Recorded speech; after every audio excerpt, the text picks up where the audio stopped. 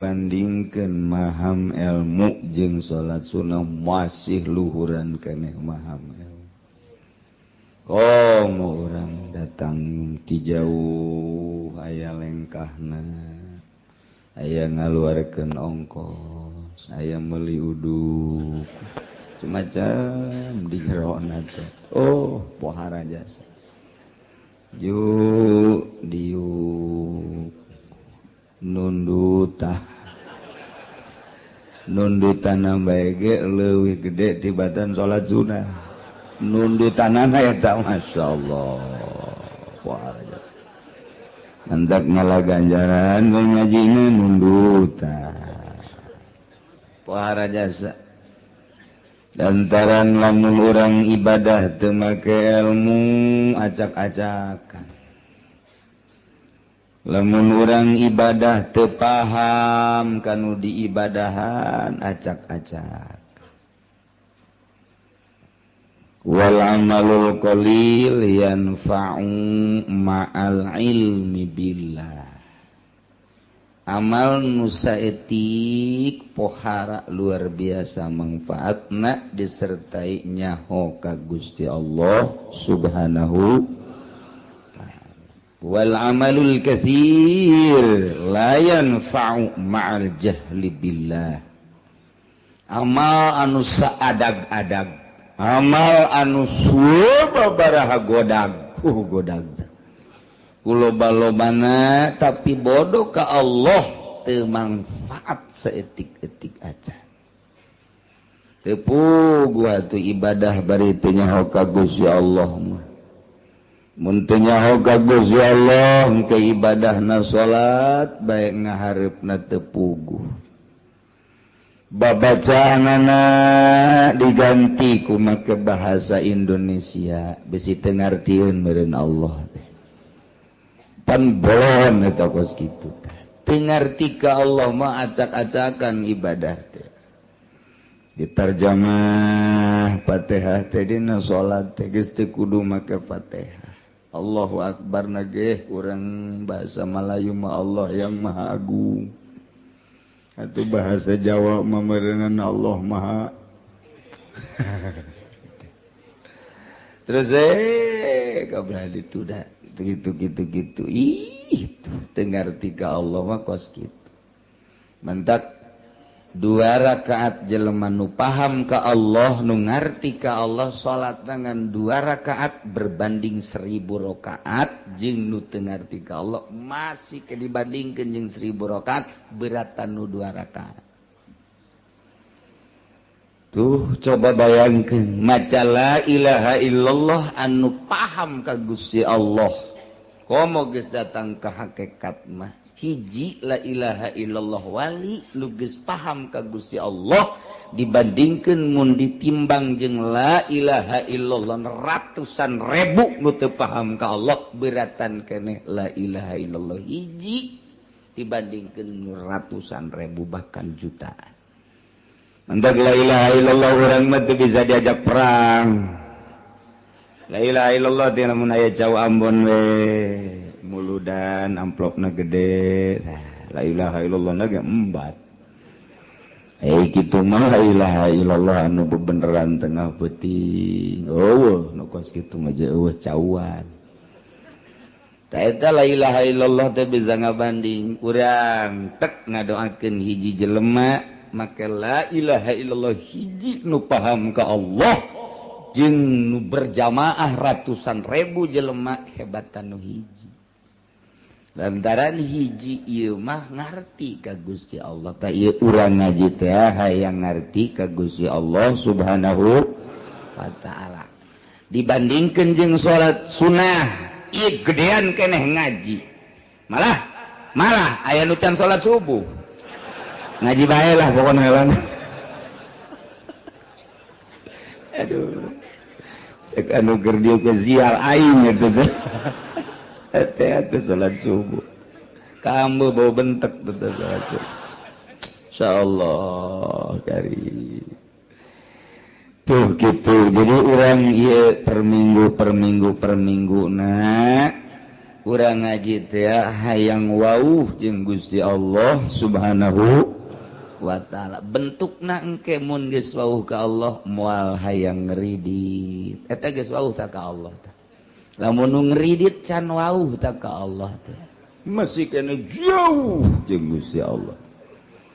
Jauh teh cenah pugu kiai na ge imam jauh teh maka jeung buku. Mun ngridit kene can wauh ka Allah.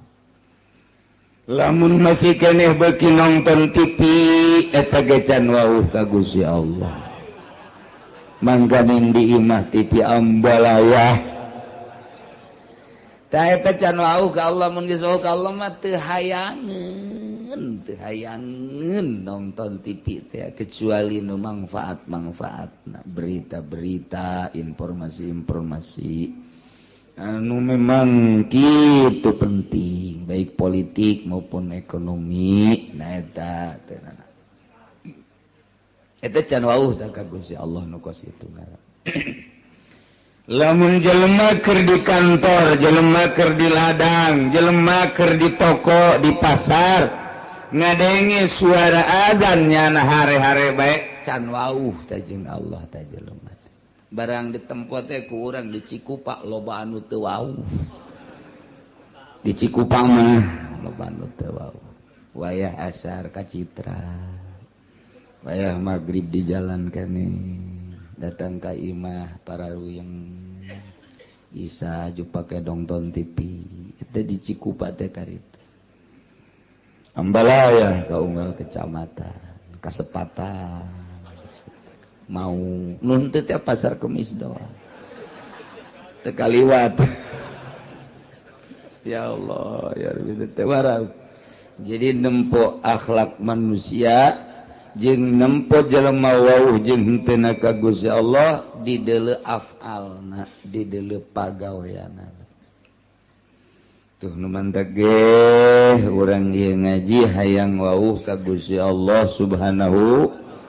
Nu mantak hayang wauh lantaran nu boga neraka jeung nu boga surga Allah. Mun geus wauh ka Allah mah begitu urang deuk di ka nerakakeun atuh bebeja bae Gusti pan abdi geus wauh ka Gusti keur di dunia. Nonton TV tilok sekali-kali doang jabar Gusti paling ge abdi mah malam Minggu bae pagi-pagi malam Senin bae pagi di malam Salasa malam Rabu. Terus-terusan bebe jaga Gusti Allah Gusti manya abdi kudu dikanaragakeun pan abdi teh wauh ka Gusti ciri wauhna pan abdi teh embung ngridit, embung mabok, embung zina. Eta teh abdi nu mantak embung wauh ka Gusti cak Gusti ulah abdi pan henteu.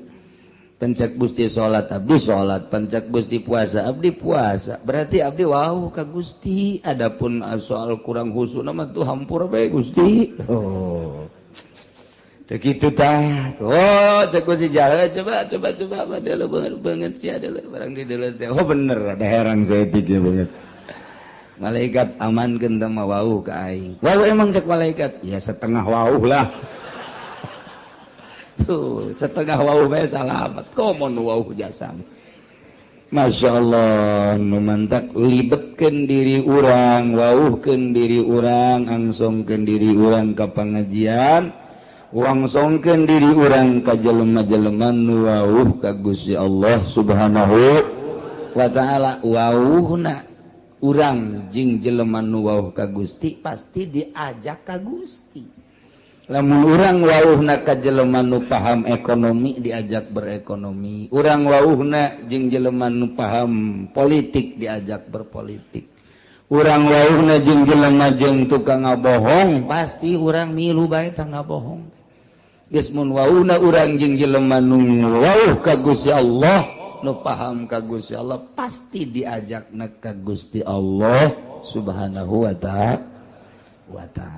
Wauhkeun diri urang ka Allah, babari wauh ka Allah. Dia cek Kangjeng Nabi ti Gusti keneh man arafa nafsah arafa rabbah. Sajelema anu nyaho ka dirina bakal nyaho ka pangeran. Nyaho ka diri urang, urang nyaho ka pangeran. Saha diri urang teh makhluk, berarti nyaho pangeran teh khaliq. Saha diri urang mah butuh dahar, berarti khaliq mah teu butuh dahar.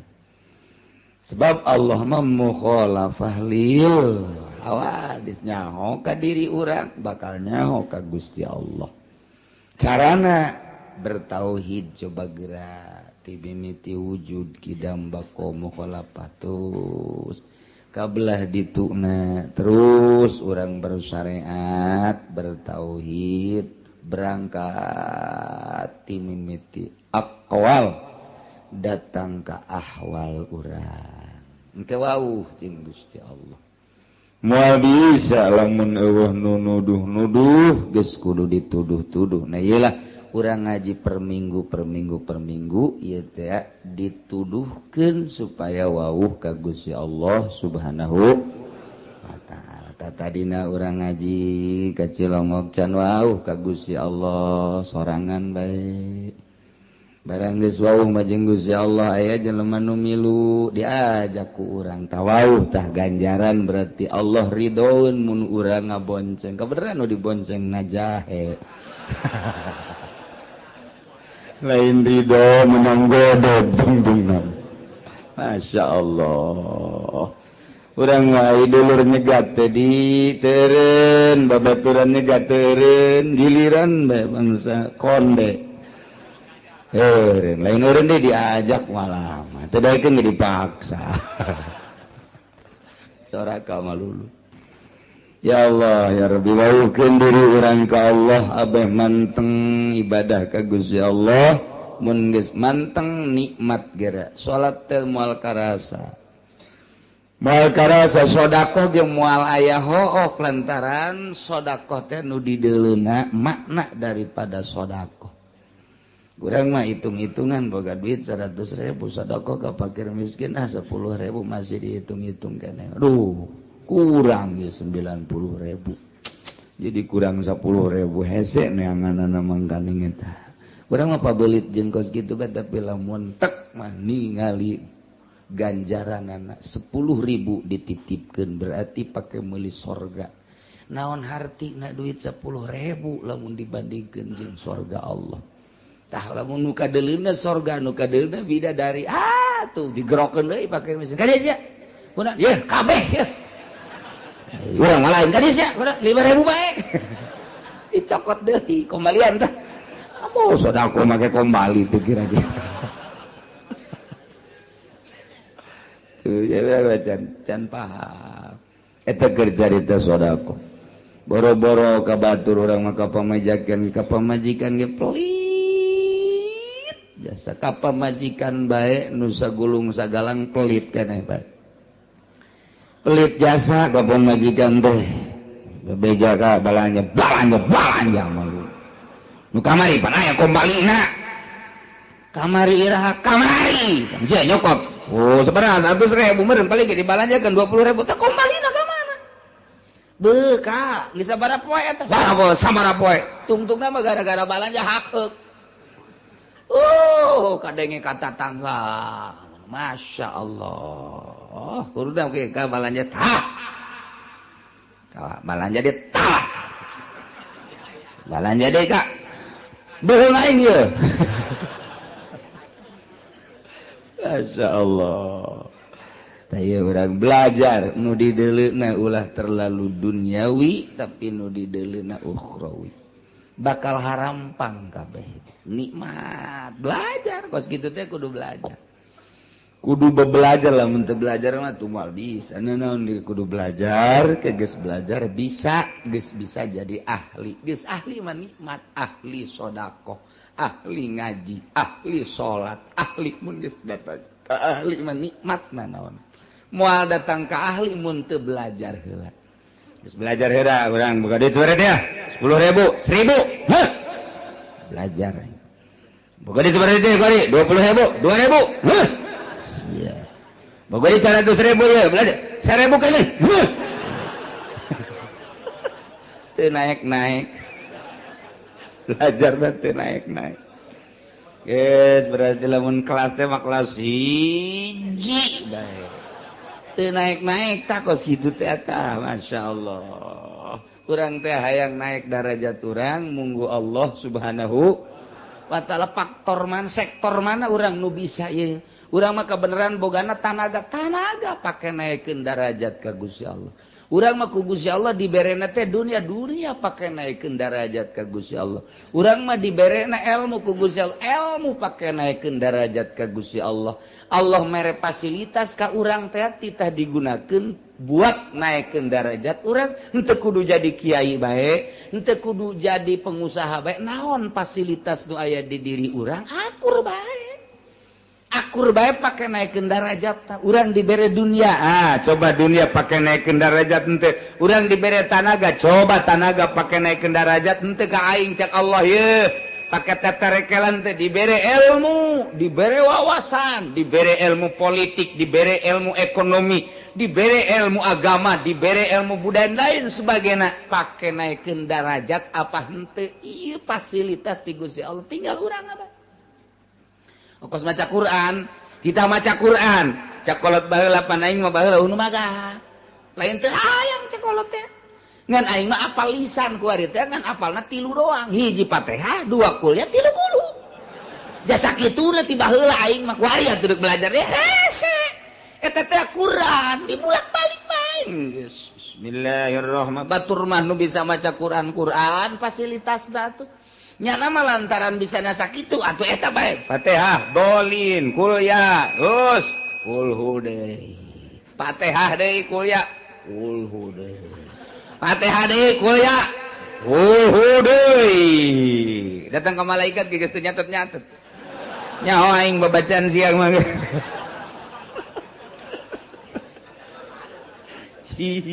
atuh kos kitu bae eta ulah jadi ulah risi ku sebab teu bisa maca Quran aja teu baca eta Quran eta geus bae kulhu bae dieu kulhu kaluar kulhu di jero kulhu peuting kulhu barang kulhu bae emang di sana eta doang eta teh Quran jadi atakah pan urang mun maca kulhu 100.000 haram ka neraka Masya Allah 100.000 baca bae kulhu bismillahirrahmanirrahim 70.000 cek sakaol mah dia sih 100.000 kan urang maca kulhu coba eta aya keneh waktu jang aki-aki mah jeung nini lah aing mah mendingan diharamkeun bae ka surga ka neraka maca kulhu bae pas beres 100.000 pae nya geus bae boga atakah nah di akhirat begitu dipertimbangkeun ka neraka Gusti abdi ngadenge pan di pangajian saha nu maca kulhu 100.000 pe cenah cak kiai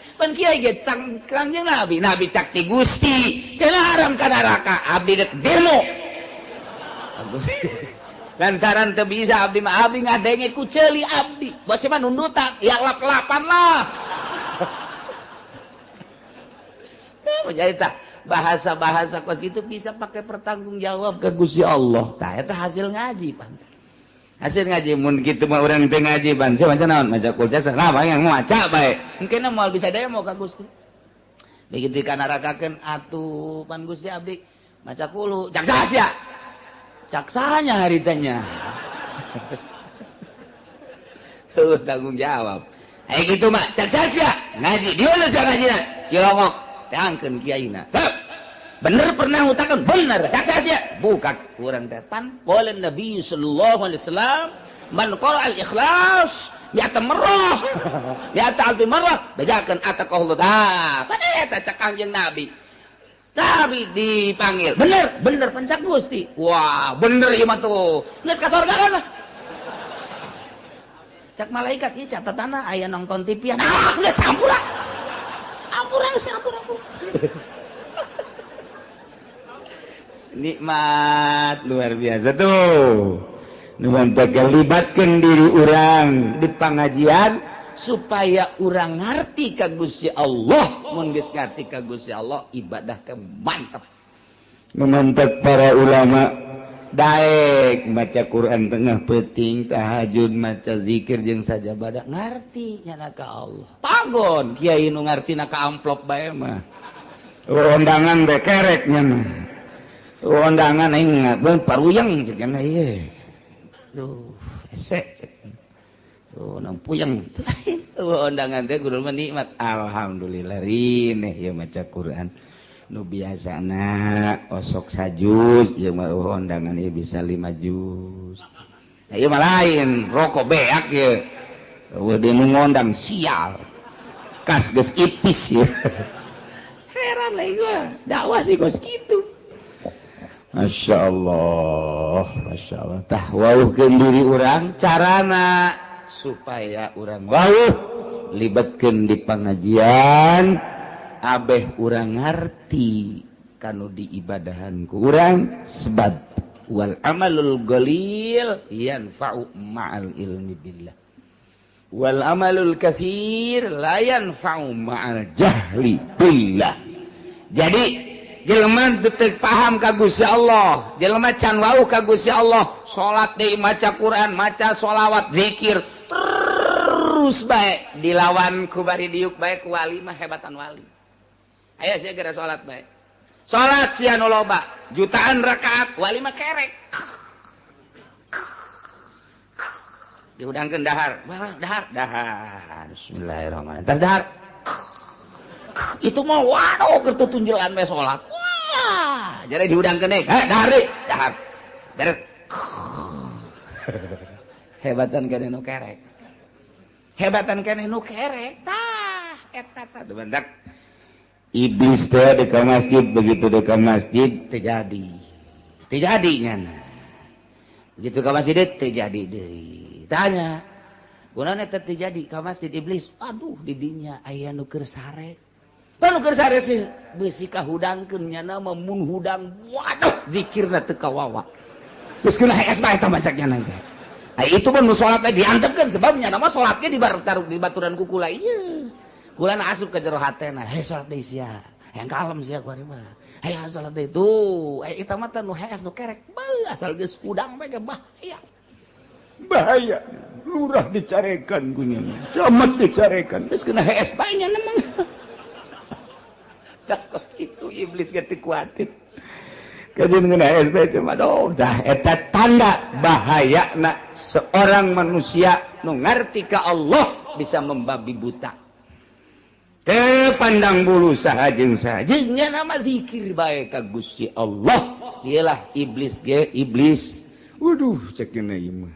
Bahaya mendingan kena hees. Dak lolobana kiai mah harees. Nailah orang ngawuhkeun ka Gusti Allah Subhanahu wa ta'ala pelebah dia orang ngawuhkeun ka Gusti mengenai hukum-hukum pasah.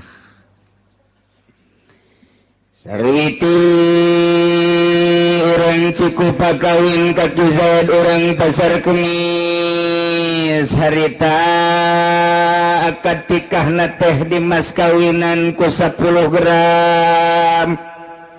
Kabeneran begitu akad tikah mas kawina teh bebejana leungit berarti kuari dihutang. Cek walina angka tuka wazawatuka binti sarwiti bimahri 10 gram zahaban. Isya kontan apa hutang? Ceknya leungit di jalan, berarti muajalan hutang 10 gram hutang. Mobil tu nikah di mahril mazkur, ajal, kuring, nerima nikah kanyi Zarwiti 10 gram hutang. Oh masalah di hutang tuh masalah. Masalah. Sarua bae jadi. Barang geus kitu caritana deuk disarean ku Ki Zaid. Cek Sarwiti kula mah moal wakas sare bareng lamun mas kawin can dibayar. Oh sia Sarwiti sosoreun lain sosoreun. Sebab mas kawin eta adalah gaganti bud'i. Bud'i teh bahasa Arab, bahasa urangna naon? Gaganti apem. Apem ge can kaharti keneh gaganti surabi nu beulah nu aya cengkehan jerona. Aduh, tah juga arti bae kurang cukup. Urang cukup memang deet pikiranana. dibere budi teh ketegah arti naon budi caknya bahasa Arab jinganan datu diaji kurang cikupa bahasa ortodok bagor maka arti oh surabi beulah aya cengkehan heeh anu sok seuri sakapeung baeud sakapeung eta sia cek awe emang sok baeud sarua bae aduh adena aing ngaji cek awe nyaho bae kun barang aing sok baeud burung tah cek sarwiti kula mah moal lantaran mas kawin teh iwadun anil budi gaganti liliron tina bobogaan kula berarti nya murah 10 gram nya dihutang kuari lamun dibikeun bae atuh uga gantina bisa cek sarwiti mun can dibayar moal tukang karek balik heula tuh rek usaha jung atuh didoakeun cek sarwiti teh ka ulah ngambek nyangan ieu mah kula mah hayang ge hayang dibayar doang mas kawin oh teu tanah cintaku tetap padamu masyaallah ngadengi cintaku padamu ringkak bulu aing mah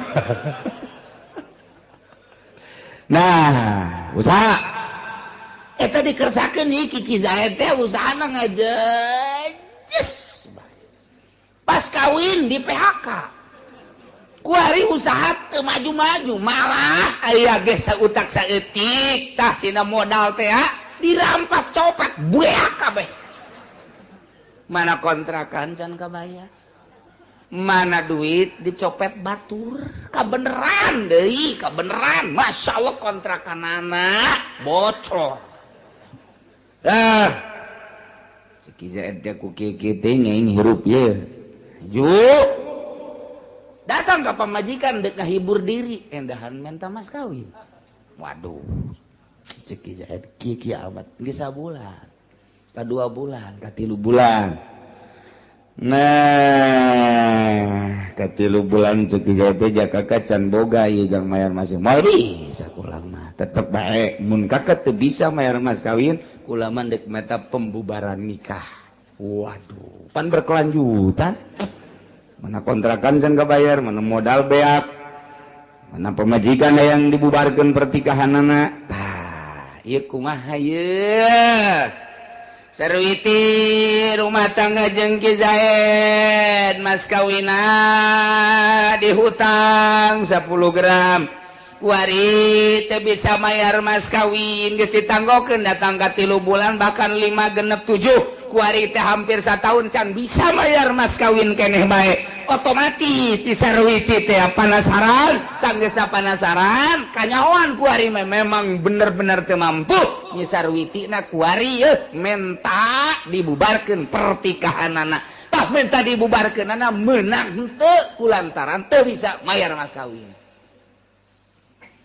wa fi sarihi bil mahri aqwalun dina miskin salaki teu bisa mayar mas kawin eta adalah sababaraha kaul azharuha tafsahu qabla waqtin kaul azharna tarjih berarti hasil daripada beberapa penelitian masalah tersebut timbullah kaul azhar na ieu nurutkeun cek kaul azhar seorang istri bisa ngabubarkeun pertikahanana memet diwakti cara ngabubarkeunana wala tasqa hatta yasbuta inda qadini saruhu teu meunang ngabubarkeun pertikahan yana teu aya jalan sarwiti ngabubarkeun pertikahan hingga tetep monggo qadi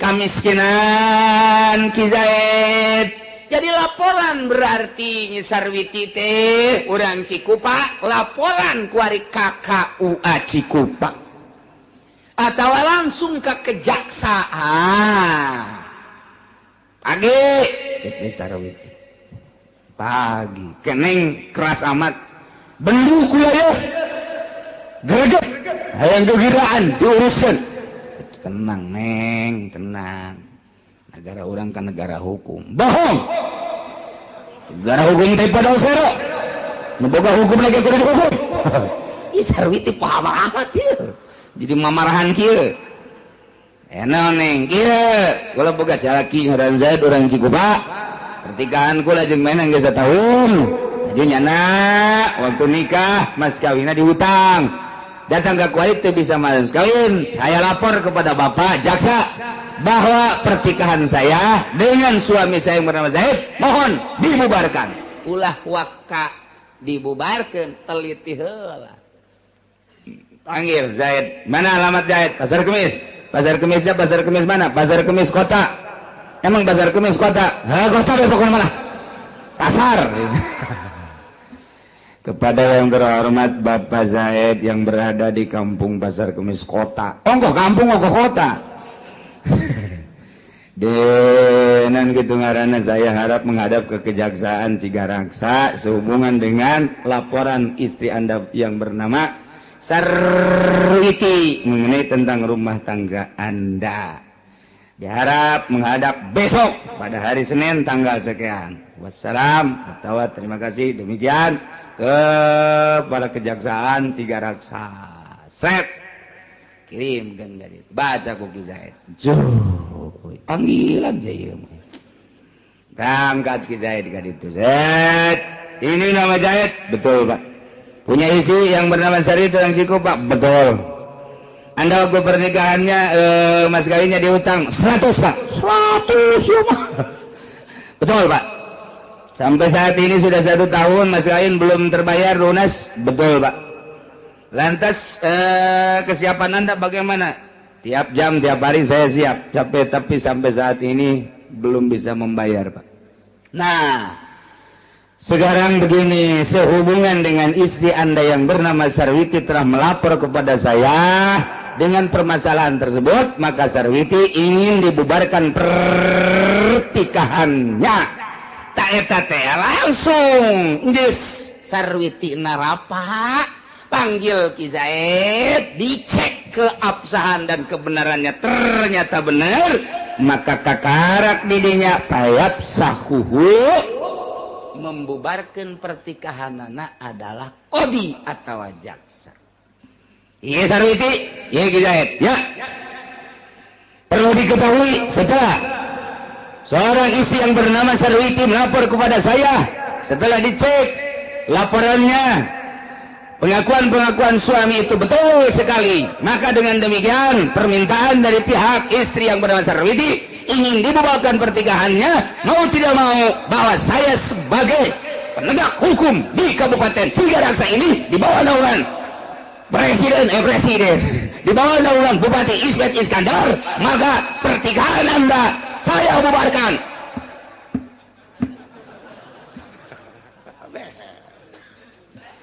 Balik Sarwiti saya kadit balik idah resnya sia 3 kali sucian beres cek Zaid moeng ngomong bubar jangan bogoh jasa 1 juta kali bogohan sia teu mampu bayar mas kawin balik sia minta ongkos tolong kain lain mere ongkos cak jasa minta ongkos atuh papapan anu berpunya hukum kula kaditu manya kudu leumpang ka pasar kemis segala sia baku aku latih rakyat bapak ongkosan atuh Pak ongkosan dah ongkosan kuaing teh pada duit 100.000 saya buka sepeda teh jangan aing ke ditu ojol ngaranna tuh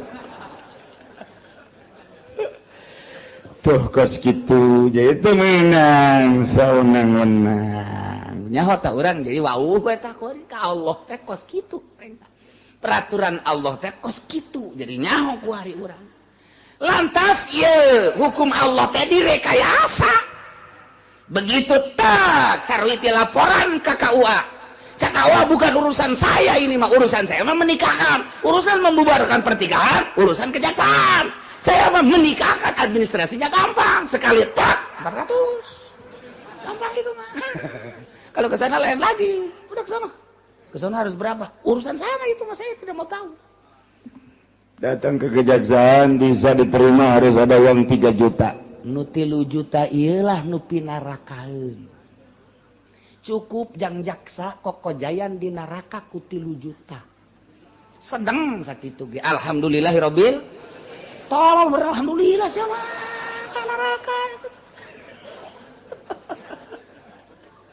Cukup sakitu kita sebab lain dek negakeun agama Allah berarti nyana endek meraup keuntungan dari hukum-hukum Allah nu kuduna ditegakkeun tapi dibuat lahan geura modar sia aing mah ngan ngabejaan doang bisi aing ke di sidang ku Gusti Allah ayo uci bener sia ayeuna pengajian bener pernah nyaritakeun bahwa uang eta teh haram aya saksina jaksa aja jaksana nyala nu nyokot duitna jadi nyala jadi saksi nyala nu nyokot duit sedang sakitu ge tuh lumayan dah mun teu pernah nyaritakeun bahaya kunaon mah sakadar nyaritakeun tama karasa kareuntut ka jero hate jaksa langgeng ku sia teu karaksa ngojari sia di neraka sakitu doang kula mah ngan ngabejakeun doang cak jaksa aing minggu hareup moal ngaji kadi itu sia aing mah teu ngajakan ngaji ka sia aing mah dek nyampekeun hukum doang kiai cenah aing kebae bagi dua bae tolong bagi dua aduh aing dek disogok burung jaksa ya Allah ya Rabbi gitulah ieu keur carita hukum jadi di jero hukum aya lahan untuk mengambil keuntungan dari hukum-hukum Al-Quran anu geus dijabarkeun ku Kangjeng Nabi dikemas oleh ijma ulama dijadikeun lahan di negara ku hakim-hakim ku jaksa-jaksa mejeuna jang kokojayan di neraka ge lain negakeun jeung ngabereskeun hukum anu berkendala manusia supaya plong jaheuh horeng laporan teh ngeunaheun ternyata karasa adilna Al-Quran jujurna jaksa nikmat amat diakuilah ku masyarakat bener-bener jaksa penegak hukum bener-bener Al-Quran teh karasa ka jantung karasa ka sanubari karasa ka urat-urat ge ngeunaheun jasa horenganan ketika orang boga kendala dek cair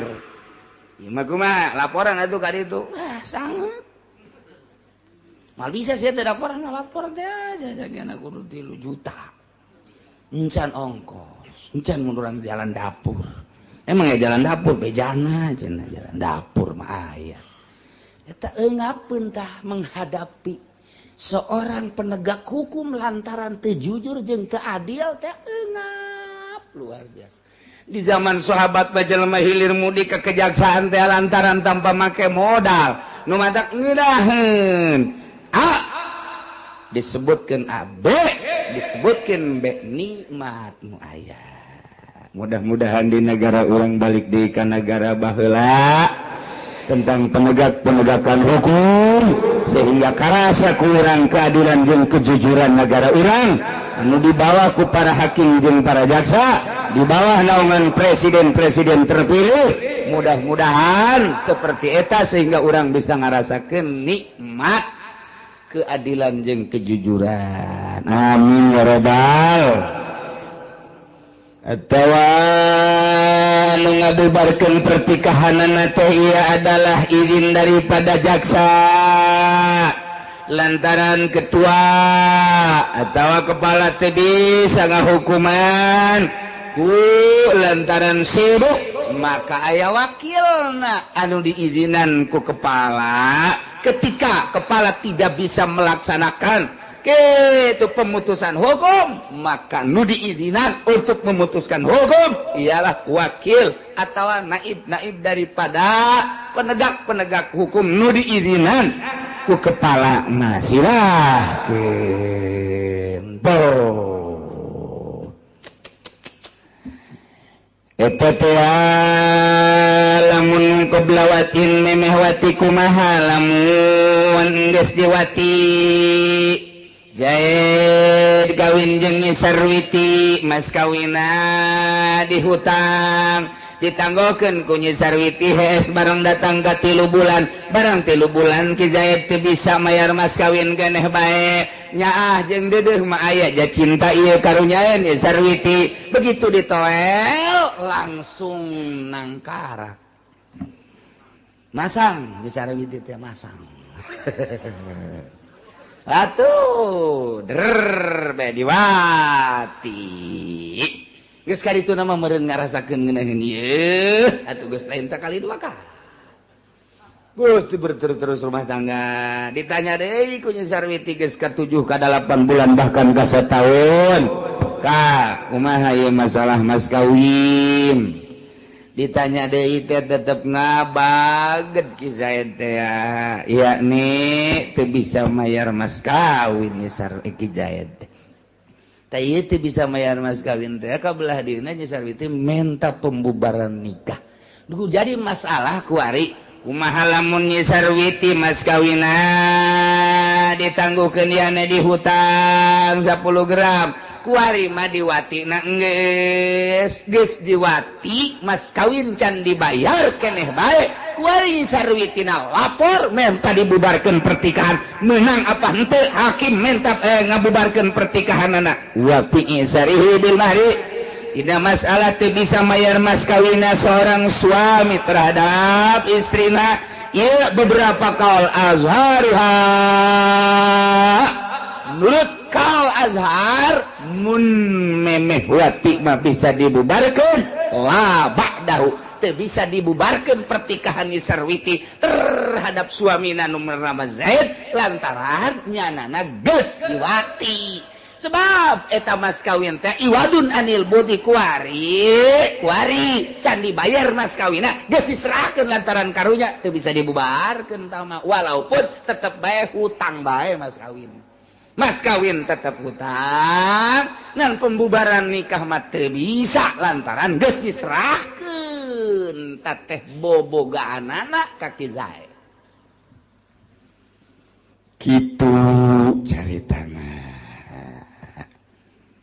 Eta mah precis ongkos jelema jual beli. Zaid ngajual motor kaki Umar harga 10 juta. Zaid ngaranna Bai, Umar ngaranna Mustari. Tak eta jual beli geus jadi secara omong-omong 10 juta. Wari tinggal nyerahkeun dina barangna yakni motor.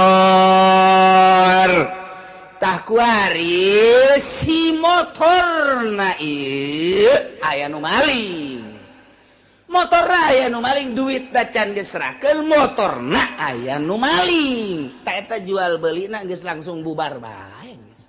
Geus teu bisa dilanjutkeun lantaran duitna ge encan dibikeun, motorna ge can diserahkeun. Kabeneran motorna ieu leuwit atau memang motorna bubar teh akad da naon-naon.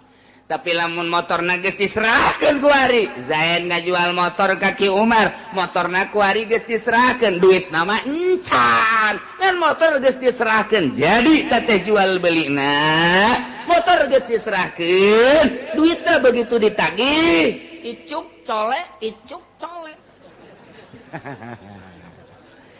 Icuk colek bae terus. Atawa lain deui cek urang Balaraja mah rebo semen, bonen. Nah, ieu jual beulina teu bisa dibubarkeun ku hakim. Lantaran barangna geus diserahkeun. Guari mah lain tuntutan per pembubaran tapi tuntutan hutang guari mah. Jadi teu bisa dibubarkeun. Geus teh barang lah diserahkeun, geus teu bisa dibubarkeun pertikahanana, kuari mah tuntutanana hutang lah ira hadeup mayar. Kuari ge sarua bae, ieu teh sarua jeung jual beuli. Nyi Sarwiti teh ngajual apem kaki Zaid 10 gram. Cak tukang apem ja apem aing mah aya bae, ieu lain apem eta. Besi apem nu dingiru lain ieu mah, nu dibawa setiap saat. Nah, eta teh geus diserahkeun ku ari apemna kaki Zaid, tuntutanana teu meunang pembubaran pertikahan, tuntutanana ku ari mah tuntutan iraha deuk bayar mas kawin. Sarua tuh ieu mah keur carita contoh. Zaid ngajual motor kaki Umar 10 juta, motorna geus diserahkeun kaki Umar, tinggal duitna encan ja. Caki Umar engke soleh, barang sore engke icuk, ditanya icuk engke tole icuk deh. jadi eta motor mah geus jadi teu meunang pembubaran pertikahan perjualbelian teu meunang lantaran geus diserahkeun barangna ka ditu kuari mah dituntut teh adalah iraha deuk bayar hutang.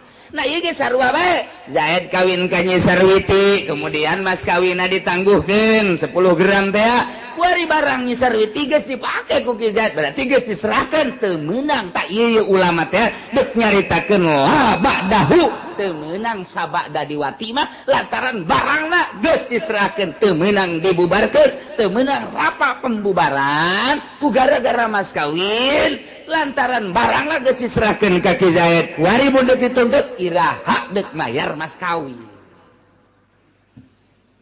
Tuh, ieu ngaji dia urang keur di dieu mah iya. Betul. Balik bae. Nungguan sate doang ngungkus balik. Emang gitu otak urang. Otak urang memang kos gitu. Sumatu qalin nun najazul pasu. Tulun nurutkeun sekaol mah dilestarikeun ieu pembubaran pernikahan harita kene. Hakim menerima laporan Sarwiti tentang pertikahanana nu ditangguhkeun mas kawina bari barangnya Sarwiti can diserahkeun masih gres kene. Gres kene. Teu ngarti orang ketos aya gres naon sesegna. Pokoknya gres bacan kagores-gores. Masih orsinil kene. Nah, tanya Ki Zaidna, benar. Can pernah ditoel-toel acan bungin, asal ditoel ngajimpret, syaratna mas kawin kudu dibayar heula. Lantaran geus akurat ieu mah ti dua belah pihak dalam rangka pemutusan hukum menurut cek sakal yurjazul pashu. Lastarikeun, luluskeun harita keneh begitu geus dicek kebenaranana bubarkeun pertikahanana. Tapi wal azhar imhaluhu salasata ayyam. Cekal azhar mah tangguhkeun sampai 3 hari. Sarwiti, ya. Bapak terima laporan saudara dan setelah dicek kebenaran Ki Zaid pengakuannya betul. Setelah 1 tahun ini dia tidak mampu untuk membayar mas kawin. Dengan demikian Bapak tangguhkan dulu sampai 3 hari. Hari apa sekarang? Hari apa Pak? Sekarang Senin. Berarti pembubarannya Senin, Selasa, Rabu, Kamis silahkan untuk dibubarkan. Maka walahal tasku sabihatar rabi menang ka awewe ngabubarkeun pertikahan anak subuh poean kaopat. Gas ditangguhkeun ku hakim 3 poe Senin, Selasa, Rabu, Kamis subuh isuk-isuk geus bisa ngabubarkeun pertikahan. Begitu dak dibubarkeun pertikahan poean kaopat col Ki Zaid. Assalamualaikum. Waalaikumsalam. Pan tegar amat Ka Zaid. Kaluarkeun punyana. Naon eta? Mas kawin. Nu bener ka ieu besi barlen doang. Timbang ku sia ka ditu. Kakak geus teu kuat jasa ieu. Geus teu make calana ieu kakak ieu. Aduh, oplo jasa Ki Zaid dah. Kayak kula nungguan aja, ieu mah di Cikupa ieu aya toko emas tadinya. Silakan. Datang ke toko emas. Pak, ini emas asli apa bukan? Sini. Kotek. Ya, betul. Emas asli. Timbang. Begitu ditimbang, tak betul 10 gram. Serinya Sarwiti. Wih Sarwiti di toko emas kene geus morosotkeun calana. Geus dijingjing calana teh. Naik ojek cek tukang ojek ieu bau naon nya cenah. Cenah kiai macem-macem emang kitu pugu. Datang ka imah. Waalaikumsalam. Eta naon Sarwiti? Sempak.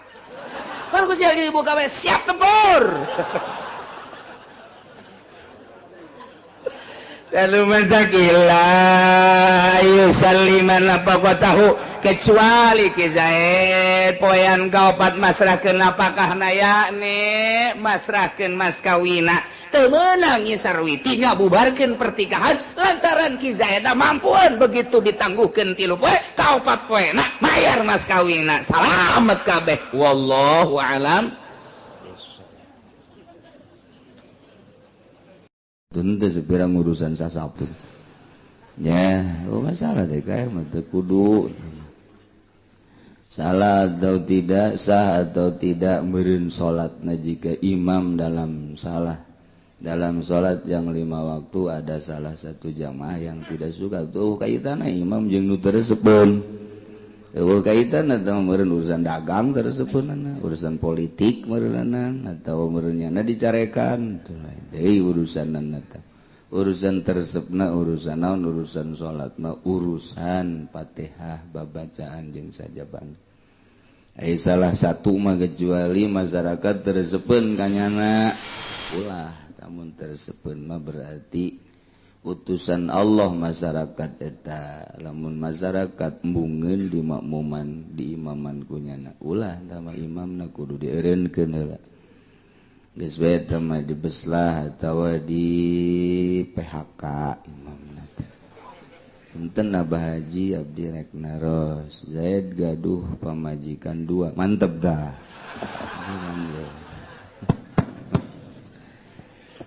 Hindun jeung Zainab terus Hindun jeung Zainab terus cai mani Hindun jeung Zainab dicandak ku Zainab disimpen dina rohimna sampai ngalahirkeun ta eta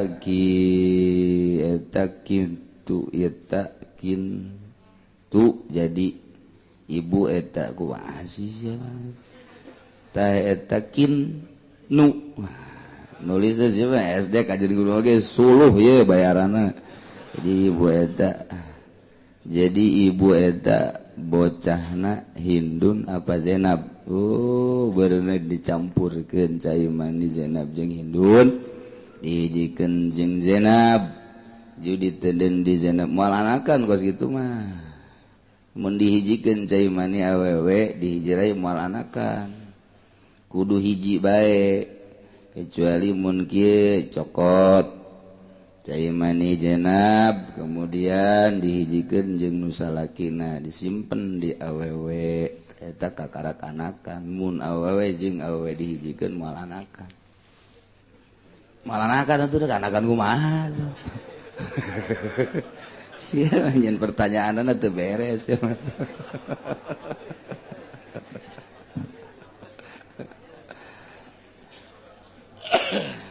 anakna jadi naon cak cai mani aing embung hiji jeung sia atuh cak cai mani ngomongnya ge cai mani jeung cai mani ulang tuluykeun materi pangaosan urang Zaid boga pamajikan amat ngaran Sarwiti Zaid boga pamajikan amat eta apakah wajib kudu dibadegaan apa henteu ciki musonib di dieu wala ikhdama li raqiqatin teu wajib kudu nyieun pangladen pikeun ngaladenan pamajikan anu raqiqah Rokiko teh amat budak belian teu kudu lantaran nyana nageh wajib ngaladenan ka salaki lantaran nyana sorangan milik salakina amat kemudian dikawin ta eta teu kudu dipangladenankeun teu kudu dijieunkeun khodam fil jamilati wajun dina boga pamajikan amat anu geulis eta mah aya wajah anu ngawajibkeun kudu nyieun pangladen Jaed boga pamajikan ngaran Sarwiti kabeneran si Sarwiti teh geulis ngaleuwihan ti awewe nu biasa sok aya jelema handap ge tapi geuning kadeleuna campernik waduh irungna mancung bulu matana bentik matana bureuleuh pipina ngadaun seureuh ceulina rancung kos marmot eta bagus eta kos gitu. Nah, ieu boga pamajikan teh rendah, kumaha tangan geulis aya nilai tambah geulis. Ta ieu lamun kabeneran geulis mah sanajan amat eta wajib kudu dijieunkeun pangladen. Lantaran jelema geulis papan teu wajar kas ka dapur, teu pantes. Teu pantes. Di dapur tukang ngasur-ngasur suluh, tukang nyongsrong, tapi ieu mah waduh bagaikan widadari. Atuh teu pantes, tama kuduna ge nya nama sakipas.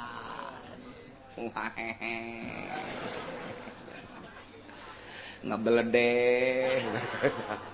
Jadi teu bagus nu geulis eta kudu ka dapur mentak sanajan rokiko aya tawajah nu ngawajibkeun kudu dijieunkeun pangladen lantaran eta wajahna jeung awakna jeung kulitna teu pantes mun ngasur-ngasur seuneu.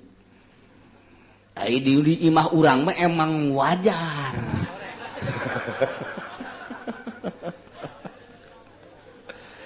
Lantaran atuh memang sakitu ayana. Artinya sakitu ayana teh disebutna cakolot baheula mah jajar pasar. Jajar pasar teh mun dikapasarkeun nu kos kitu mah buadag. Kita ngaranna jajar pasar. Bahasana ge ngebuadag teh mah kos kitu mah. Jadi di pasar teh eta emang bangsana jeung urang pasar tah mah. Tah kanu kitu-kitu nyamun ku urang diamati luar biasa agama teh ngatur supaya dina kahirupan teh rapih, supaya ulah aya pacekcok, supaya talalentrem, supaya sakinah mawaddah warahmah. Coba urang boga pamajikan ka urang guluha gelehe, sopan santun, ramah tamah, nurut, salat ge khusyuk. Salat ge khusyuk atuh salat ge biasa masalah. Tapi coba urang jam 10 bentrok jeung pamajikan. Dordar. Gelas biak 23. Biak ajur gelas. Oh, lawang segala. Brak brek. Alabatan gua ledeg sing jual aja. Salat urang teu kebal teu zohor, moal husu kajen kukuman. Allahu akbar. Tolol pamajikan. Goblok. Di mana husuna? Ka bawa kajen kukuman. Malah mah di jero salat teh nyangan deui bae gitu ya. Candung apa pegatkeun ieu kos ge. Aya dipegatkeun anak cek kana. Lain anak-anak teh yang bogoh keneh nu sebenarna. Semua moal husu. Teh mawaan nu kos kitu teh masyaallah geus indit teh salaki geus teh inget-inget ka pamajikan lantaran galak pamajikanana lah bodoh ai kalah 2 poe 3 poe di lembur batur saminggu geus sono jeung pamajikan di HP ge di HP teh dijawab ku terus bodoh teuing lah cenah oh budak sarua jeung ucing cocoan burung tamanes aya diusapan aya bisa bodokeun penting nah henteu mah kos kitu coba lamun bager mah pamajikan ka salaki ge inget bae keur di mamana ge bahkan sangkilang nyana bobogohan deui ge inget bae tah kan eta teu masalah sih atuh bobogohan mah jauh masalah atuh asal ulah bogo beneran bae.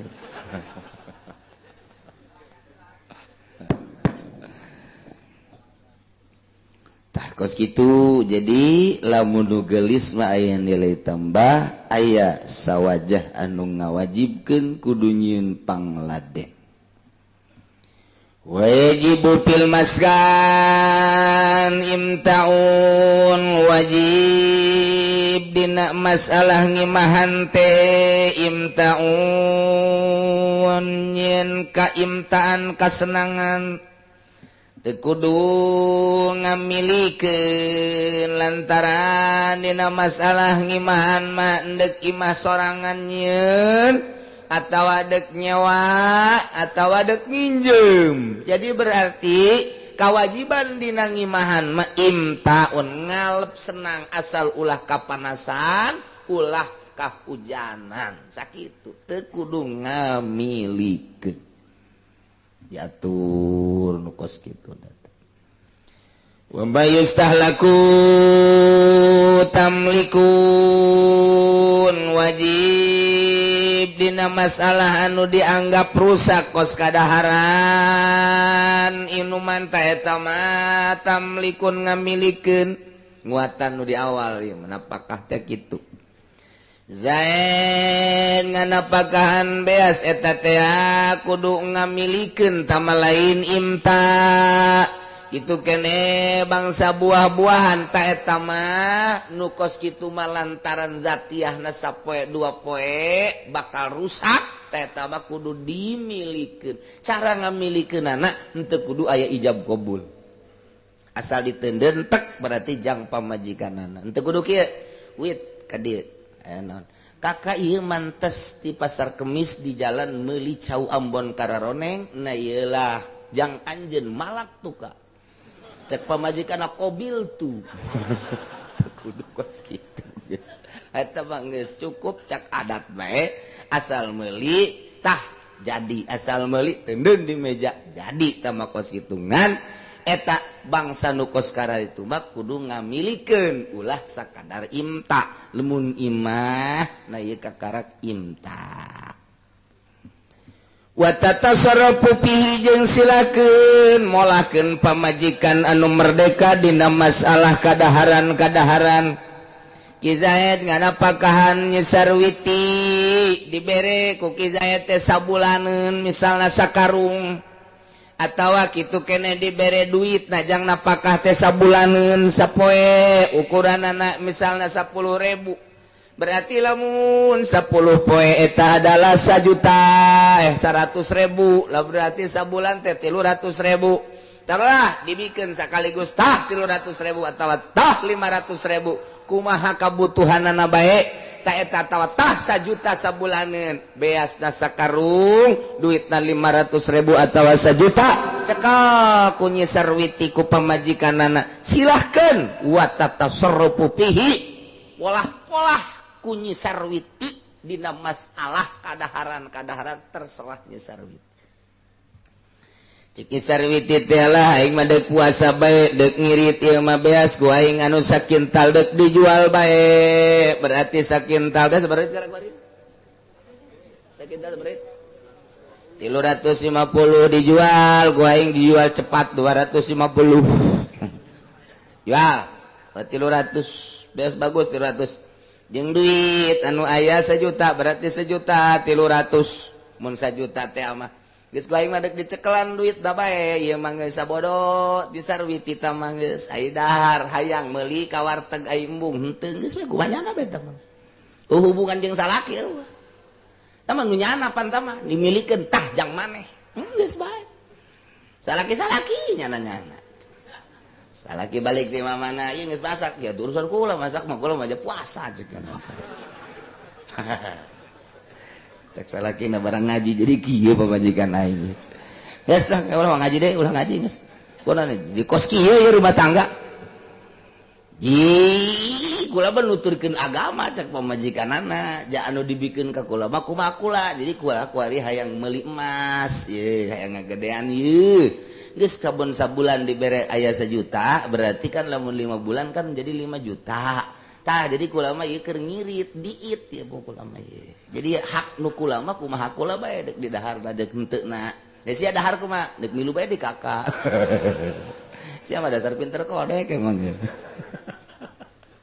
tapi apa hampir 150% pinter kodek hampir 150% jadi nambahan persen kos gitu ya eta teh hartina wa tatasarrafu fihi silahkeun temat deuk kumaha bae urusan anu pamajikan na kumaha pamajikan bae deuk didahar bae mangga moal bae mangga deuk dijual bae mangga okos nu nyana bae lantaran eta mah geus dibikeun ka pamajikan sakali deui disarwiti dibere beas sakarung jang sabulaneun duitna 1 juta jang sabulaneun tarolah merenangan salakina ieu ka Jakarta atawa ka Bandung usaha geus eta mah kumaha nyisarwiti bae ku ayana sakitu ku nyisarwiti dijual diduitkeun daharna kumaha na bae mangga bae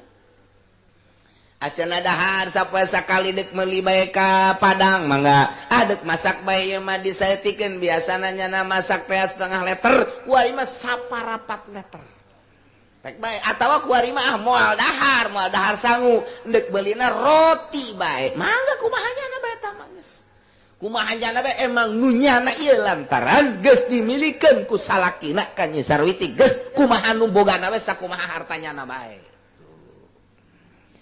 numantak lamun dipasing-pasing kitu mah andai katana dihususkeun eta mah beas anu sakarung yang Nyi Sarwiti duit nu sajuta jang Nyi Sarwiti atungkeun nalika salakina nek dahar teh kudu pamit heula ka Nyi Sarwiti. Waalaikumsalam. Geus masak mah geus ganjang kula. Ai kakak besi dek dahar mayar deui ka kula. Ai geus besar itu teman-teman dimilikeun ku urang gitu. Kecuali kieu wit. Siakan sapoe ieu jatahna saemud ye. Saleter atawa lamun pertengahanna saleter setengah atau 2 liter. Berarti lamun sapoe 2 liter 30 poe 3 kali 2 berarti sabaraha? Genep 60 liter. Tah ieu beas 60 liter tah jang maneh tamata nu maneh nu sia. Tah ayeuna ieu mah ieu nu ieu sakarung ieu mah nu kakak hijikeun bae ka dinya tah ke masakna bareng atuh masalah takos kitu bareng geus atuh takos itu bareng jadi lamun dibere tah jang maneh mah sakarung atuh urang nalika deuk dahar kudu menta ka Nyi Sarwiti kudu menta kos di pondok eta lamun ayeuna masak di pondok siring gelas ayam merenanan bangsa 5 gelas golotok jadi tak eta teh ka eblekeun kana nampankeun set lamun geus beres ieu dina nampan teh kudu digarit bagi genep bagi genep serius teh set rata tah bagian sia di mana ye bagian sia di dieu ieu geus tah geus ratanya teh sebab eta pan dahar teh aya anu cepet gembul aya cepet jak gembulnya cepet teh sih jadi nyerang ke bagian itu pan aya digarit-garit gitu mah awas serangan Irak awas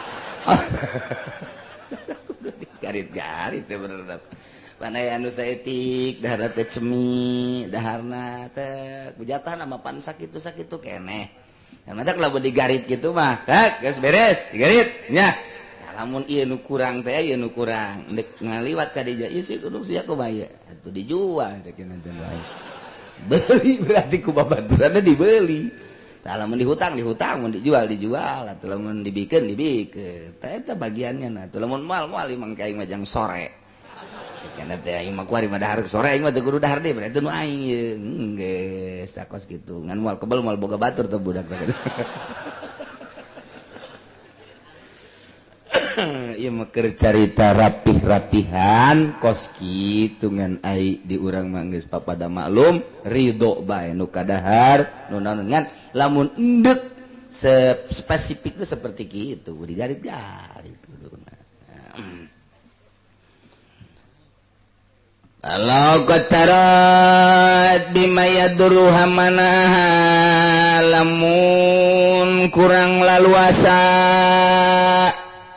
heureut dina masalah napakoh teh kemudian sanggeusna dicekel ku Nyi Sarwiti teh ieu digunakeunana teh teu naon kitu ngaranna ku Nyi Sarwiti henteu sakumaha mistina kanu ngabahayakeun ka dirina yakni engke jadi rarupek pikeun dirina zain marena apakah Kang Nyi Sarwiti ai praku Nyi Sarwiti dijual haknya na tambah masalah dibere sakarung dijual sanggeusna dijual menang sapoe 2 poe 3 poe teh kadeuleu ku urang bangun hararese dahar hese bahkan menta deui ka salaki diantarekeun bae ku salaki pan ku aing geus dicukup sakarung duitna 1 juta tapi geninganan kadeuleuna ieu waduh heureut anu luar biasa ngabahayakeun ka dirina cek ku salakina terbiti ulah diuk darep sidang naon ka beas dikamadakeun nusa karung dijual duitna aya sabaraha duit teh jualna 300.000 maksudna rumah teh jual aya ngagadean kongkorong aja iya dahar kula mah kumaha kula be pan bangun eta sia haju kakurangan emang kurang cek nya teh beleuh dahar mah kula dek menta bae ka kakak wah iya jurig newo-newo ieu nu geus ge eta beres ya urusan ieu pan eta teh geus dipetak-petakeun sia sakitu pan kakak teh boga pamajikanna opat sia sakitu atuh itu sakitu atuh pan masalah aja ya aing teh pan belajar adil waduh eta teh anu bantak teh sia teh lamun kos itu boleh jual atuh hese engke lamun dahar boro-boro jang semah jang sia ge hese tak ulah dijual bisa ditahan tak ku salakina lantaran kadeuleuna murat marit kadeuleuna heureut tah ieu lamun kadeuleuna teu jembar ku sebab dipasrahkeun ka pamajikanna haju dijual dipolahkeun sakumaha dirina tah eta teh meunang ditahan manaaha zaujuha cegah ku salah ulah dijual geus ulah dijual hayang kongkorong mah gampang ku kakak dibelikeun hayang kongkorong mah eta mah geus bae dahar bae pokona mah oh deuk dibelikeun ku kakak kira kak kayak 2 poe deui di ka pasar nya meuli barlen nu herang teh dah ieu pake ya kan ulah dijual bae ieu mohok biasa malakus bro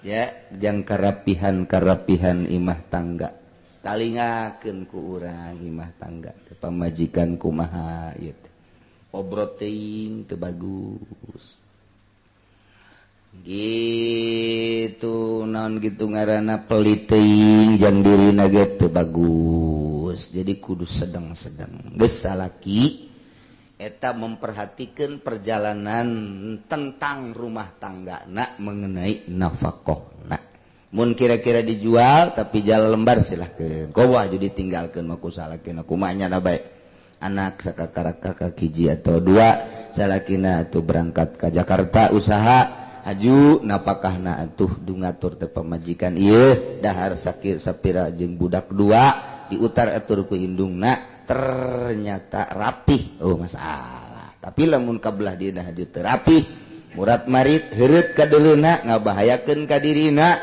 eta mah manaah cegah ku salakina ulah diantepkeun mau pamajikan ku ari mah datang-datang merebon bae ka salakina naon ieu si pamajikan gegelehan kieu torojol teh ieu cedak kata naon ieu ulang ngredit di mana sih ya bank mana bank keliling teh atuh tadina mah jadi 3 juta kuari kagedean jadi 15 juta hah ih kuari loba jasa ieu nu kos karan itu tah pake naon tuh sia itu pake naon sia datang ngagedean we tah eta mah perlu ku urang diadili seadil-adilna pamajikan kos kitu beres sama pamajikan kos kitu nyolonong tina kedali salaki nah teu bisa kitu atuh imah tangga kudu bebejana naon ge seka salaki wa madamana puhu tamlikun ari barang-barang anu langgeng kamangpaatana eta mah kudu dimilikeun lain kudu diimta kakiswatin seperti pakaian zurupito amin jeung wawadahan wadah kadaharan eta kudu ditamlikeun ka pamajikan melikeun sarung melikeun baju eta teh lain nginjemkeun jeung lain ngalep senang lain nyenangkeun sakadar make doang hak pake tapi salakina tetep deuk ngamiliki teu bisa kitu tetep eta mah tamlik bikeun ka pamajikanana teu bisa kieu neng ieu kakak meuli samping ieu di Bandung hargana 500.000 ieu baju 500.000 nah neng mah hak pake bae engke ketika kakak butuh nah ieu mah ku kakak deuk dicokot deui teu bisa kitu jangan untuk kakak jangan udah dijual wae ku kakak mah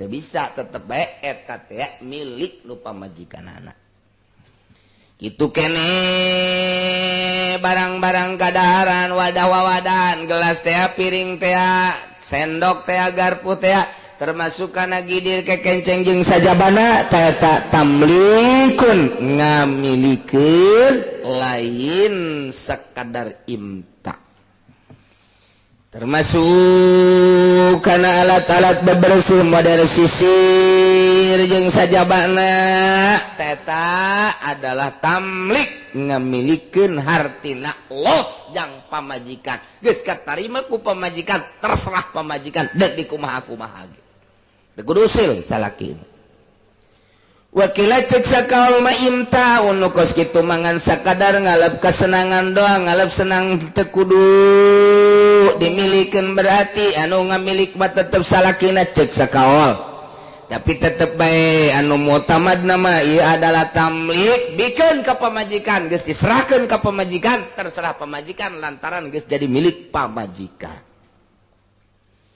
tuta bere pemajikan al-kiswata pakaian teh awal syitain wa saipin dina awal waktu syita awal waktu saip keayaan cuaca beda-beda lamun di Eropa mah genep bulan teu manggi panon poe genep bulan aya panon poe di Belanda mah malah leuwih kadang 8 bulan teu manggi panon poe kadang-kadang ngan saukur 4 bulan aya panon poe di kutub malah eueuh panon poe eueuh anu normalna nu normal kabagi 4 atau kabagi 3 beda jeung di daerah urang mah daerah tropis ngeunaheun jadi stabil urang mah panon poe 12 jam aya kadeuleuk urang jeung karasa 12 jam deui di jero artina katutupan poek ngaranna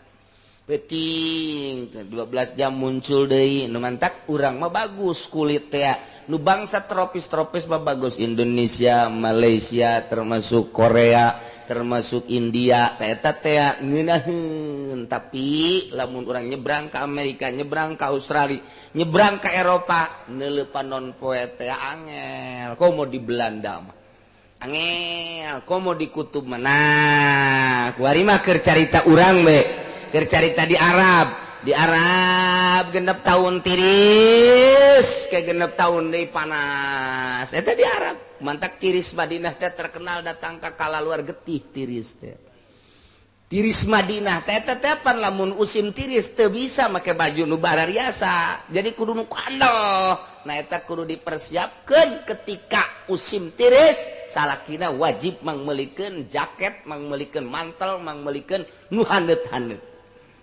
ketika tek bae ayeuna kitu usim panas ganti meuli pakaianana nu ipis-ipis hartina ulah nu kandel-kandel aya di daerah urang mah emang kieu salilana tiris ada ge tiris ala kadar doang kitu panas ala kadar doang paling-paling ge di Bandung baheula jak kuari mah di Bandung ge panas bae sarua di Bandung panas di Garut panas zaman kula tahun 80 hiji di Garut eta teh hayang aya panas teh hese jam 10 masih keneh ngadurukan masih keneh siduru jam 10 beurang teh masih keneh nyeungeut tirunan lantaran tiris kabelah dieu da mah boro-boro nyeungeut tirunan peuting ge hareudang mah jadi geus eueuh tiris kuari mah para hiangan ge sekali-sekali doang ngan ketika dibutuhkeun nah ieulah bere pakaianna awal syita awal waktu panas awal waktu rendeng tidinya lah mulai meuli pakaian anu dibutuhkeun ketika panas dibutuhkeun baju anu ulah terlalu kandel ketika tiris dibutuhkeun baju anu kandel eta merekna urang teh kudu ti awal-awal ulah geus gadeudeud kakarak meuli ulah kitu ulah geus dibawa ka rumah sakit kudu dikatirisan kakarak dipangmeulikeun ulah kitu beulikeun samemeh Masya Allah rapih luar biasa pain talifatihi bila taksirin lam tubdal maka lamun pakaian terusak dina pertengahan syita awal teh ku urang geus dibere awal kebenaran pertengahan jadi rusak dipapake bae dipangmelikeun baju mantel ti awal bulan kunyana dipake barang menang 15 tahun rajit eta pakaianana lantaran kunyana dipapake bae meureun nyaho di kumaha murun bos sararoe tapi bila taksirin teu lalawara kituna tetep lam tudal teu kudu diganti hiji bae geus beulikeunana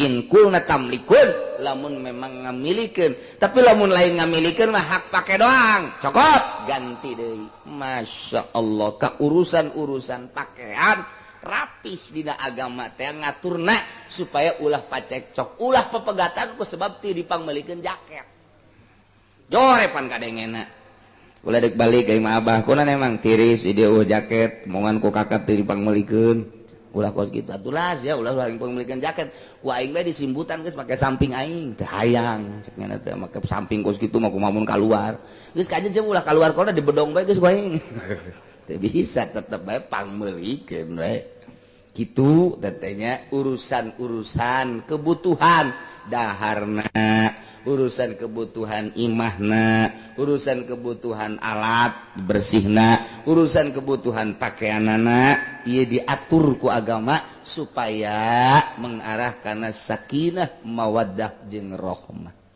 eueuh nu dipasirikeun di imah tangga teh dahar teu kudu dipasirikeun ja aya pakaian teu kudu dipasirikeun ja aya imah teu kudu dipasirikeun aya kemudian kitu alat-alat imah tangga aya dek naon deui nu dipanisikeun dek naon dipanisikeun tinggal arah ibadah bae komo awewe mah di imah bae geus bae ibadah bae geus salaki ka pabrik geus pamajikanna di imah lah gawe maca Quran bae kos okos awewe nu kuari bae kan maca Quran bae tadi mana teh sekarang itu bae gawe geus bae di imah bismillahirrahmanirrahim alif lam mim zalikal kitabul la raiba fihi hudal lil muttaqin terus eureun ke dahar nya jam 11 kotek salat zuhur diteruskeun deui bismillahirrahmanirrahim yasin wal qur'anil hakim jadi wali tahu wal qur'anil hakim menang terus datang ke menang saminggu tamat Quran salakina di pabrik pamajikanna di imah ngurusan imah tangga dek dahar aya dek make aya sagala rupa aya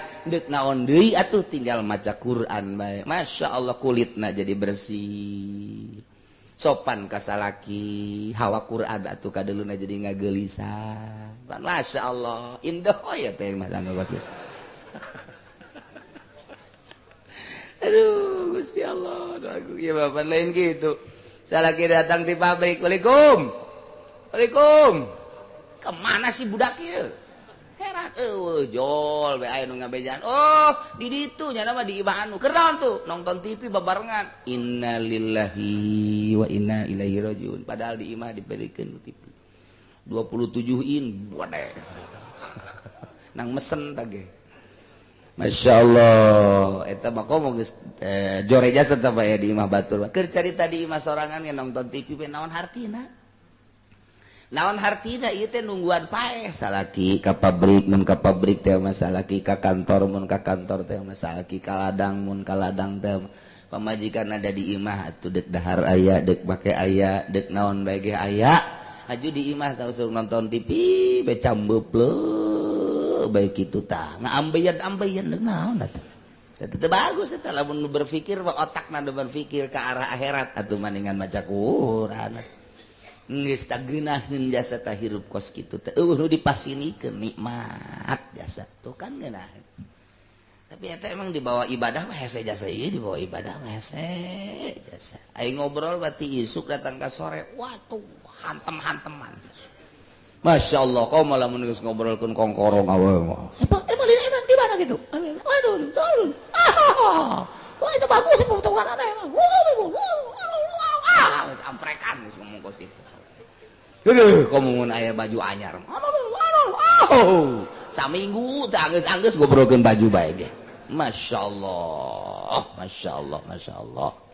ngaji ku ngajina tapi teureun we ngomongkeun nu kos kitu aju bae balik ngaji teh ka kapangi cuma majikan anu aju kongkorona gede nya nama Aduh cek salaki da geus ulah ngaji geus ulah ngaji. Saya ngaji naon emang di ditu teh. Teu kadenge ngaji nama cek cenah teh. Ya kula mah ribut bae di jadi majelis. Dia teh nyawa itu dibahas teh naon teh pokona mah pamajikan mah anu pokona kongkoro bagus di potonganana. Aya keneh cenah di ditu ge. Geus endek Mang Malik kan mah urang ka ditu sakakana teh gantung bae beuteung beungeut aing ge. Bencit ku sia beung aing ge. Aing sepira di pabrik, aduh sia boh aya kongkoro nu sak badek ieu. Boh aing mah hukum picis we ku sia aing ge. Eta ngaji teh lain ngajina nu diarahna deudeulean mata. Masya Allah lain gitu deh. Saya bae meureun bangsa 7 bulan mengaji aju bae ka salakina kak dek jadi ka salaki dek jadi ka Cilongok dek naon tuh ngaji nanya-nanya lain warung nu belah ditu teh ieu bonna ieu unggal minggu nyokot teh dibayar tak kukul lapang mayarkeun kula ka ditu embung isin tolol sia mah lain ngaji meureun aya di nu kos kitu macem-macem geus tah eta teh bareres jangan salah aja lalaki mah tilok urusan nu kos kitu lalaki mah tilok urusan baju tilok urusan naon geus pokona mah lalaki mengaji ikhlas. Aduh nyawa hutang gede we ka tukang sate. Eta lamun urang merenah ngutar atur di imah tanggana jadi rapih imah tangga geus ulah aya nu dipasenikeun malah salakina ngomong ka pamajikanna neng nya salila ku kakak ditinggalkeun ka pabrik jadahar aya naon aya lah mendingan maca Quran bae di dinya aju puasa meunang teu puasa teu naon besi ulah ku kakak teu naon hebat geus eta pamajikan hebat teh mah kudu ditanyakeun nang di mana eta pamajikan gosip nang di Gunung Karang cek anak jelema teh anak jin.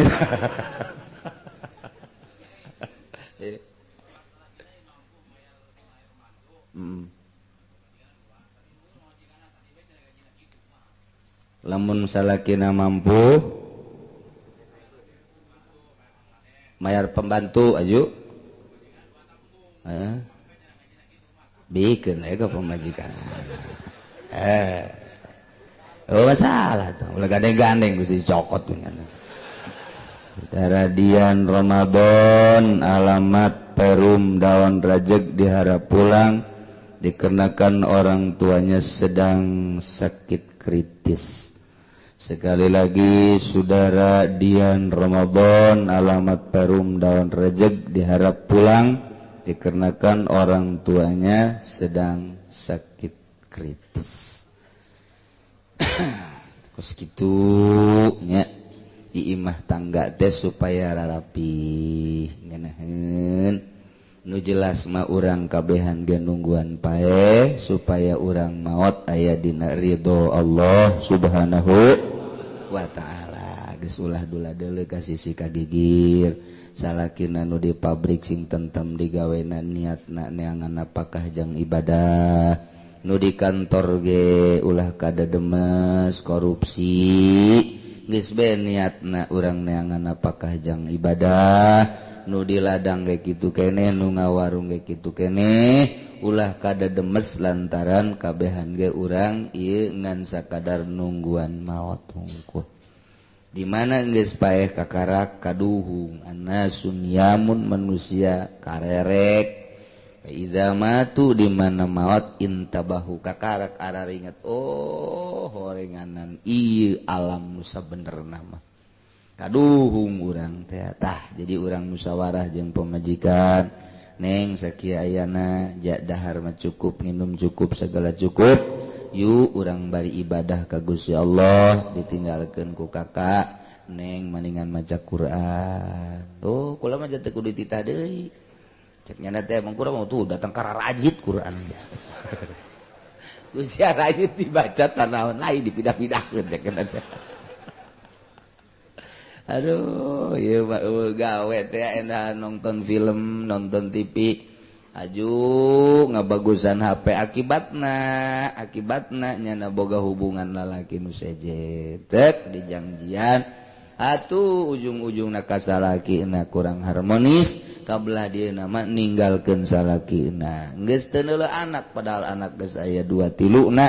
nafsu kapan lain deui atuh ditinggalkeun ambalaya teh hawa nafsu masyaallah ke di mana-mana geus maot mah kaduhung kabehan ge kitu keneh lalaki geus aya bae lah pamajikan nu di imah geus bae ulah dula deuleuh itu mah rada geulisan nu itu dibandingkeun jeung nu di imah ulah waka kos kitu heulanan ulah waka kos kitu geus pokona mah nu di imah bae ke mun geus sugih jasa Allah teh naon begitu oh masalah geus sugih jasa mah atuh geus ka mobilan geus ka imahan sok tah sia digomong naon imah tajang sia mobil jang sia manya kakak tuh menang nyandung hah ayo sia jadi kos kitu mah nyana ge daekeun ieu tuh atuh jang mampu ieu kakak mah teu naon nyana ge moal naon geus mampu mah moal kajeun kumaha ge kuru moal naon moal pokona mah nyahoun nyana ge rarasannya na salah kita emang ieu mah geus meujeuhna nyandung nyahoun nyana ge atuh nyana ge jang hayangeun ka sorga ieu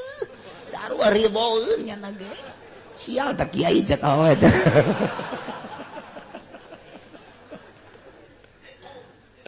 masyaallah gue teh hese boro-boro anu eueuh nu aya ge ka nyandung mah hese bae malah meminta doana ka kiai waalaikumsalam kiai aya ngobrol 4 mata bae tuh di dieu enti cenah mah rahasia ayo atuh rahasia mah enaon doakeun salaki supaya ulah nyandung deh emang kunaon ai usahana mah keur maju kalau mah rarempan desaknya teh emang kunaon gitu lain deui cenah kadeleuna ieu sarareungitna jih sia mah aju curiga bae lain hayu usapan ieu mah lain deui geus curiga bae masyaallah satu keur masalah kos kitu ieu asal di imah aya bae tentrem masalah atuh dahar dibere kendaraan dibere sare di sarean deuk naon deui atuh masyaallah masuk ku pelit-pelit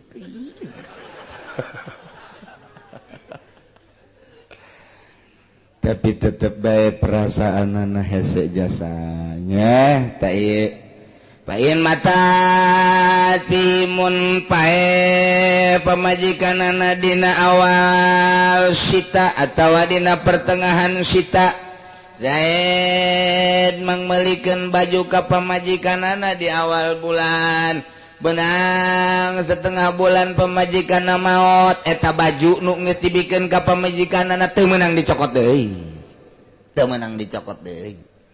Zaid mangmelikeun mantal atawa jas ka pamajikanana dina usum tiris menang setengah bulan atau menang sabulan teh maot pamajikanana cokot deui baju ieu dek dijual teu meunang sakali geus dibikeun geus bae nu pamajikanana paling jadi tir kangken walau lam yaksumudatan fadainun munkizaid dina usim tiris teu mangmelikeun jas eta teh termasuk hutang salakina boga hutang mang meulikeun mantel atawa jas lantaran teu dibelikeun hutang ka pamajikanana jadi hutang mentak kudu bebas-bebasan jeung pamajikan ampura cekeuna kunaon kakak ampura teu meulikeun baju patiris ye bisi dituntut ke di akhirat ku gara-gara teu meulikeun mantel doang ke kakak ka neraka deui ampura hutang teh jadi hutang lantaran wajib mangmeulikeunana ketika usim tiris wajib mangmenjikeun mantel teu dipangmeulikeun atuh jadi hutang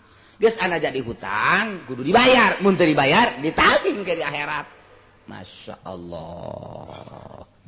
paslun al jadidu wallahu a'lam bissawab